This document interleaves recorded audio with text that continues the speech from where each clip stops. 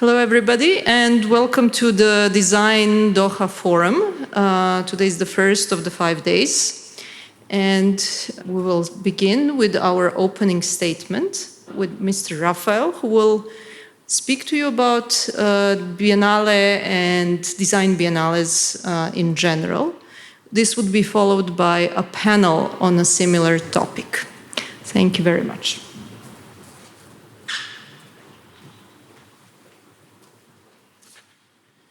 Hello, I would like to thank Qatar Museums for having me. I would like to make just a few short points because I know we don't have much time today. But I became interested in biennials probably in the 1990s, somewhere in the middle of 1990s, when Venice Biennale was still the only reference, the only thing that people talked about. So when we talk about biennales, we always end up with Venice. And even if we read a review in a respectable magazine, we would always, the author would often make very bold, sweeping statements about the state of biennales at large. But they would give us, usually the example would be Venice, sometimes they would use Documenta, if we're lucky Manifesta, which is another big biennale in Europe. And the critics would hardly ever make any attempt to audit their firmly situated Europe-centric perspective. And those largest European biennials with their problematic lineage to the histories of European supremacy were those repeatedly universalized, presented as exemplary and as representative of biennials worldwide. And I thought it was really problematic. I saw it differently, and I thought that there must be more to that. And today, those contemporary biennials, at the time they started proliferating all over, and I said, there must be something else. There must be genealogy that, that just doesn't lead us to Europe right away. And I find my protagonist of this history, and this is what a lot of my scholarships was based on since, in Biennale of Havana. And again, this is not, I don't want to get in trouble for that because I know some colleagues who are here work for Venice Biennale for many, many years and to maintain its outstanding reputation. And with all the enormous respect due to Venice Biennale, again, the protagonist of my story is Biennale of Havana, which for the first time emerged in '84 with the agenda of making connections with the rest of the world. But not just any connections.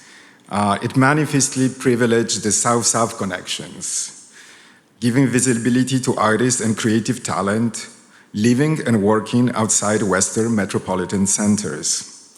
For the first time, the focus of a Biennale in Havana was clearly on platforming artworks and practices from the Caribbean, Latin America, Asia, Middle East, and Africa, that is, from outside those core traditional centers as defined by modernity. But it doesn't stop here. The early editions of Havana Biennale also made new connections with the broader field of cultural production.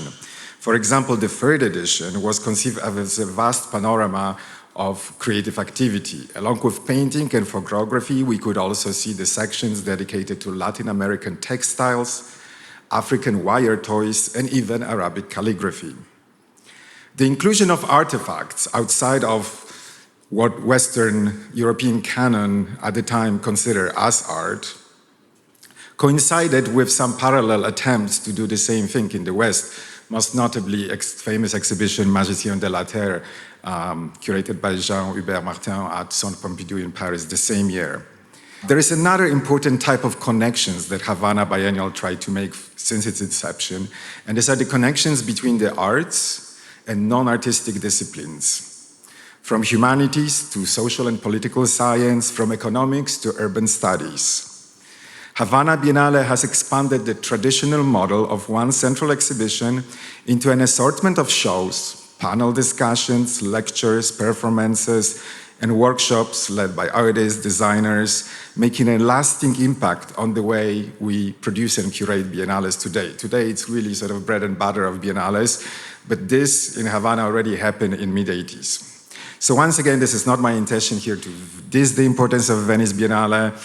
On the contrary, I think it must be acknowledged as the first exhibition to recur as a biennale for its endurance as an institution over 100 years and its popularity among international visitors, of course, not to mention all the wonderful shows that Venice Biennale gave us over the years.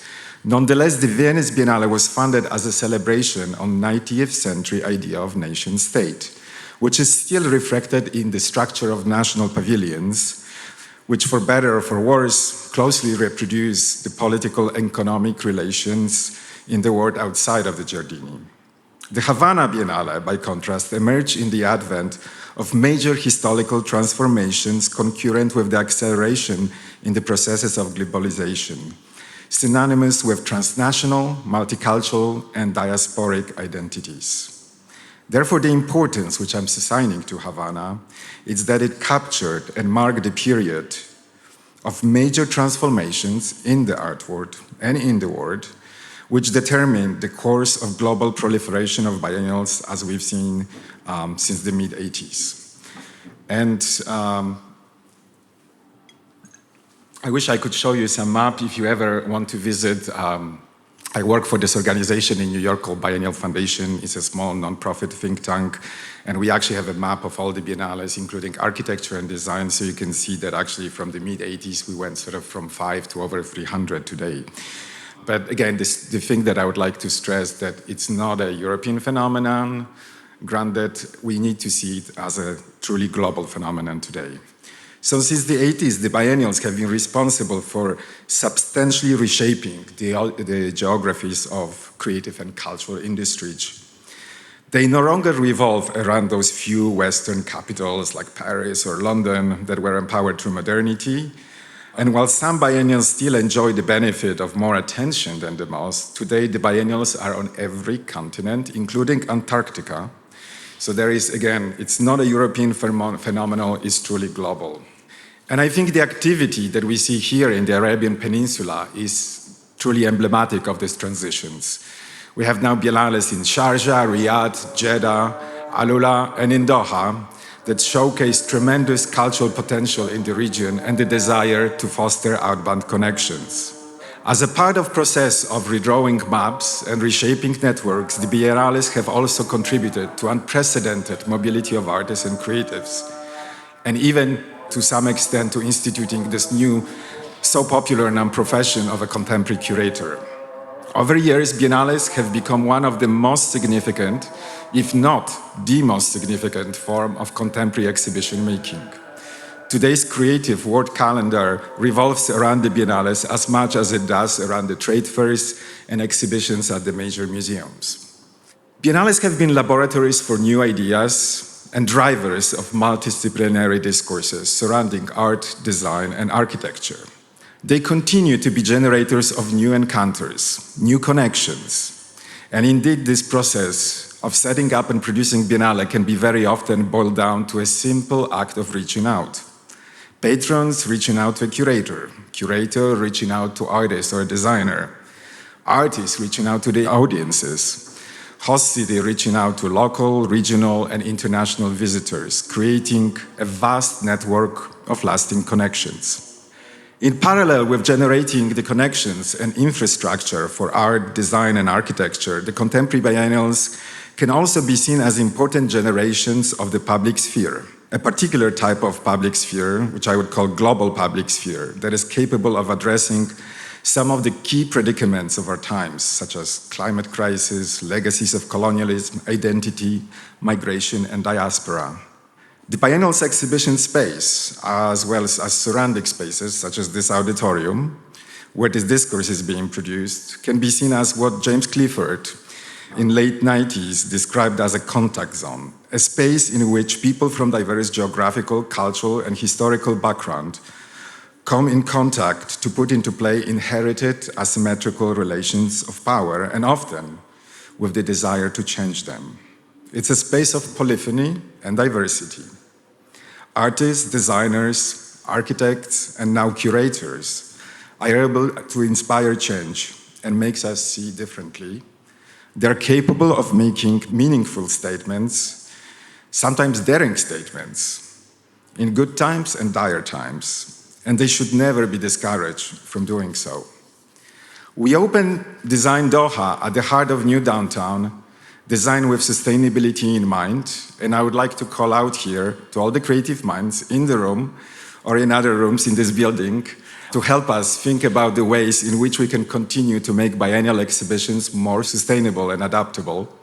I think there is still a great number of issues at play when we look at how exhibitions are produced in relation especially to carbon footprint that they produce from shipping, sometimes airlifting artworks, recycling elements of the exhibition set to climate control of vast exhibition spaces.